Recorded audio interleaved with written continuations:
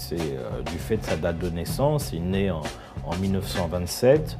Il arrive donc à 30 ans. Il voulait être peintre à 20 ans. Donc après la guerre, en 1947, sa décision est prise. Il veut être un peintre. Et il va peindre. Et il va quasiment tout brûler des toiles qu'il va peindre entre l'âge de 20 ans et celui de 30 ans.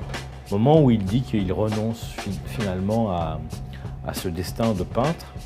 Et je crois qu'en fait, il prend conscience à ce moment-là qu'il se passe quelque chose dans le monde, quelque chose qui le dépasse absolument.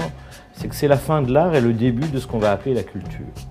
Lui, il est contemporain d'un virage très impressionnant qui se passe à ce moment-là. C'est-à-dire que les arts arrivent à leur fin naturelle, la peinture, la sculpture, et le début d'un nouveau mouvement qui est la culture.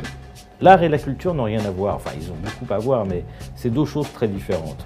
Et donc Gainsbourg, sans ça, c'est un drame. C'est un drame parce qu'il ne pourra pas être du coup un artiste. Il ne sera jamais un artiste. À ses yeux, il ne sera jamais un artiste. On peut dire à nos yeux, il est un artiste, mais à ses yeux, lui, quand il se regarde dans la glace, ce qu'il voit, c'est pas un artiste, c'est un gars qui fait de la pop.